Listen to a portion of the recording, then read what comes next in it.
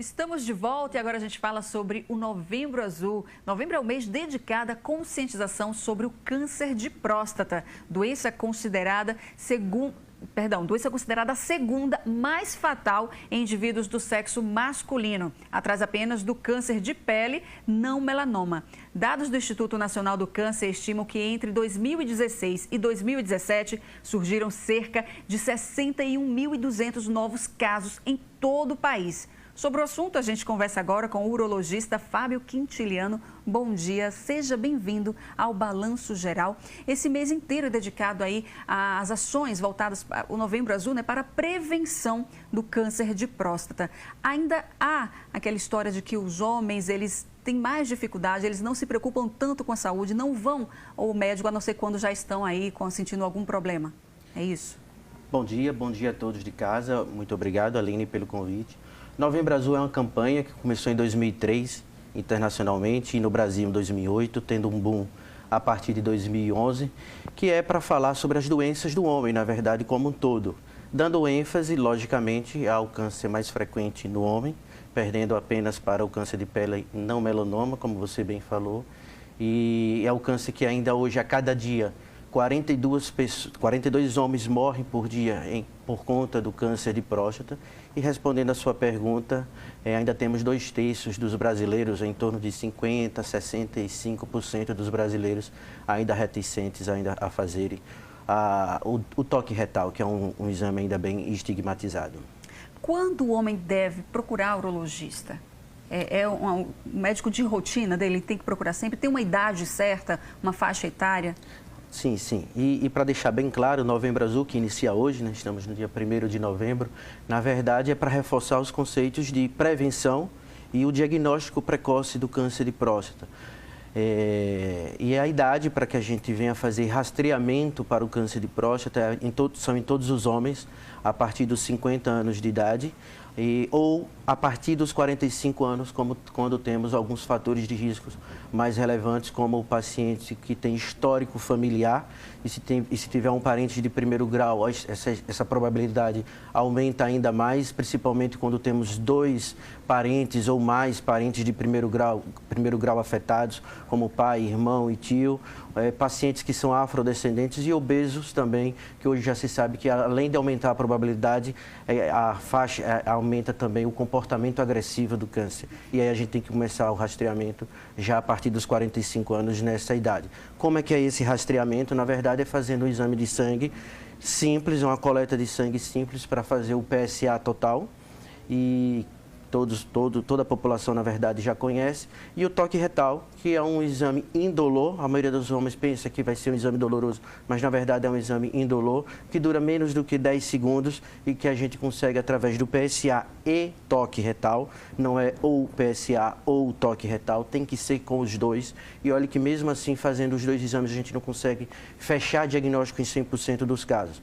Os dois apenas servem para que a gente faça uma suspeita de que aquele paciente possa ter o diagnóstico de câncer de próstata e assim a gente vai encaminhar esse paciente para fazer hoje em dia exames de imagem mais refinados, que agora, alguns dos últimos anos, temos a ressonância magnética chamada multiparamétrica da próstata, que ela consegue estadiar as lesões nessa ressonância que são mais prováveis do paciente ter o câncer, e a partir daí é que a gente vai encaminhar esse paciente para fazer a biópsia de próstata. E a biópsia, sim, é quem vai fechar em 100% dos casos o diagnóstico. Assim como em outras doenças, o diagnóstico precoce do câncer de próstata é importantíssimo, né? Para começar de imediato o tratamento e aí não ter tantas sequelas.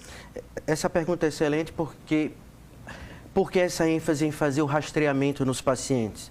Porque, na verdade, o diagnóstico do câncer de próstata, quando ele é feito de forma precoce, e o precoce é quando o paciente ainda não tem sintomatologia nenhuma, e o homem ainda tem esse conceito, essa cultura de que não estou sentindo nada, não preciso ir ao médico, é o conceito mais errôneo.